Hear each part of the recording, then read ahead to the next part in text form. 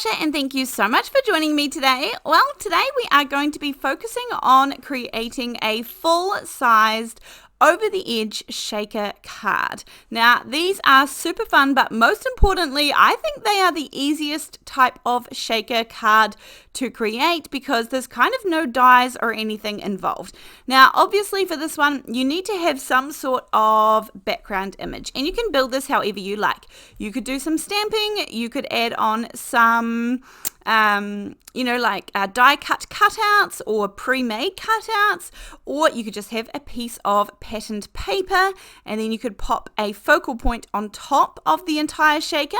I have been having a bit of a dig through my stash and found a couple of cool stencils that I really want to use. It is going to be my focus for today using stencils, but as I mentioned, there are so many different ways to create this. So I am starting off with a card front. Now the card front is going to be 3 3/4 by 5 inches, just because that gives me an automatic frame around the outside. You could make this a full-sized, completely full-sized card front shaker if you want to, absolutely, and that is going to work perfectly well. Now I'm going to be digging into this Altenew stencil. This is the Golden Days. Now Altenew has a couple, they have actually probably hundreds, but they have a couple that I have of these stencils, which are just the most beautiful florals ever. So versatile and can be used in so many different ways. This one is the Golden Days from Altenew, and of course there are stamp sets, and I think there's even like foiling, maybe hot plate, I'm not sure. There's other bits and pieces that go along with this. I just have this stencil by itself, and I think it looks stunning even just using it with the stencil alone. I am using some 3 layering inks, the light, medium, and dark Carnation inks, and then you just go ahead and line up these 3 stencils. I do have this on a grip mat because I do find it a little bit easier when I'm using the stencils. Sometimes I just need to remind myself to actually get it out and use it because it is handy and they are good. I will say that they actually are really good. I am always one that is hesitant to invest in sort of new tools that I think I maybe don't need, and particularly if they're bigger, because I have such limited space. I don't have much space and I also don't have much budget, and so that just means I need to be really choosy when it comes to these things. But I will say the grip mats are fantastic for using, and of course they don't take up too much space. They do store away nicely. And then for this one, as I said, there are indeed 4 layers to this stencil. I only have 3 of the inks. I potentially could have found another one, but actually it's just easier for me to do like a lighter and a dark version of one of the inks. So you'll notice that the medium Carnation ink here, I have actually used this for the second layer, and I just came in with a relatively light layer of it, and then this layer here I am dabbing this on because I am getting a good saturated version of this. So actually I'm using this for 2 different inking layers and it's going to work out just fine. You may absolutely have another ink that you can add in there. I think that would also look lovely, but this works just as well, honestly. So we are coming towards the end of our design. This is the layer number 4. These are all nice and easy to lay out. They're pretty intuitive when you kind of look at them, but if you wanted to, you could also add some tape and create, or you could do it like in the corner of a MISTI or a stamping tool.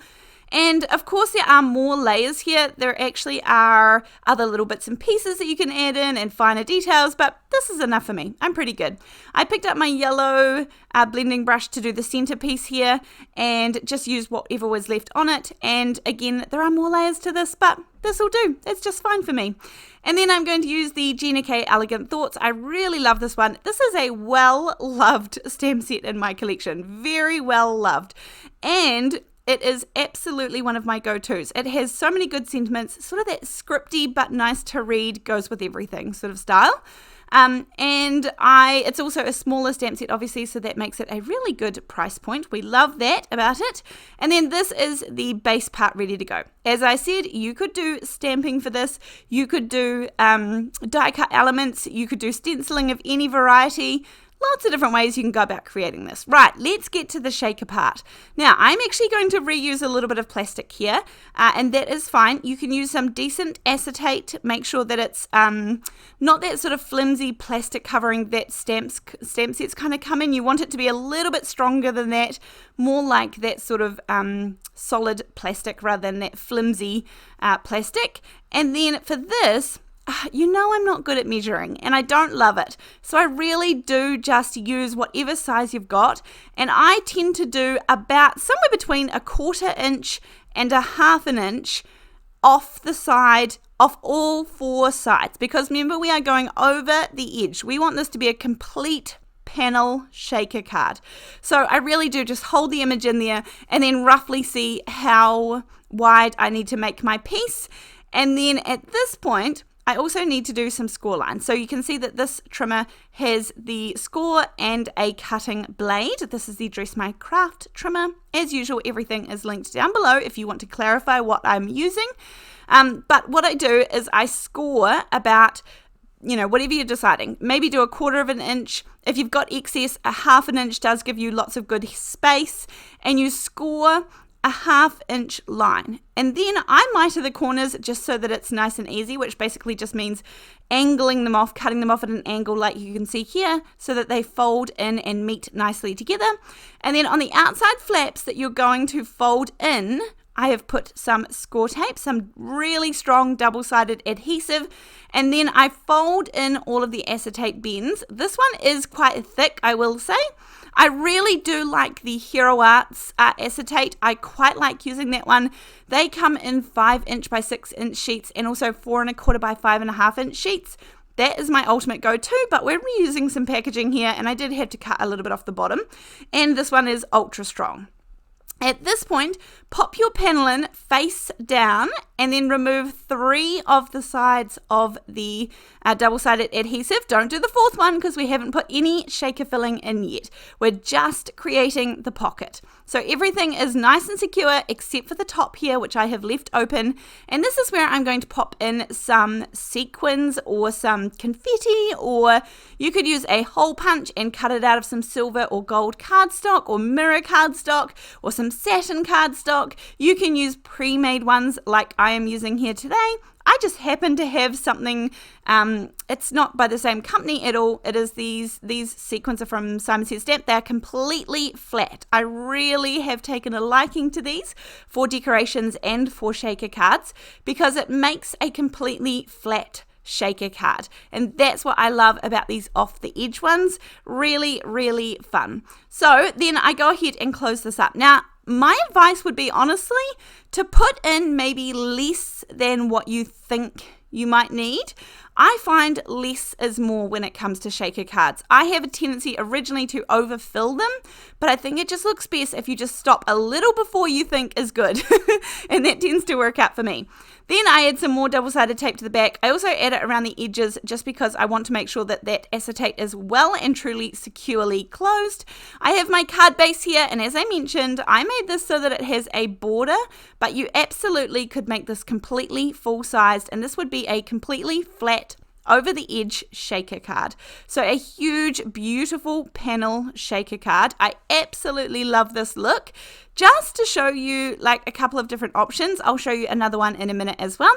But I really think this is fun. This really does cheer someone up. Everyone loves an interactive card, and this one is just a really basic, easy one to create. It doesn't involve too much time, too much, thinking and measuring and figuring out what we're doing. It's just a really fun, interactive, playful card. Now, quickly to show you one more, I did the same thing here. This is the Mega Blooms stencil by Gina K. I added another stamp from that exact same stamp set, and for this one, I'm going to add in a layering piece, like a matting layer, and I use the In the Navy inks, which is one of the blues that I used for the stencil, and I'm using this as a matting layer first before I pop this down onto a 5 by 5 inch square card base. And again, this is exactly the same look. I'm just adding in a matting layer. I added some of those flat sequins and just did a complete over the edge shaker. So these were so fun to make, and as I said, I love a good interactive card that doesn't cost me too much time to go ahead and make it. So I hope that you enjoyed this one today. Let me know in the comment section down below if you have tried making these flat over the edge shaker cards. And if you are looking for any of the supplies, of course, they are linked down below, as well as my website and my postal address if you'd like to send me a card. Other than that, thank you so much for being here. I appreciate it, and I can't wait to see you in the next one. Bye.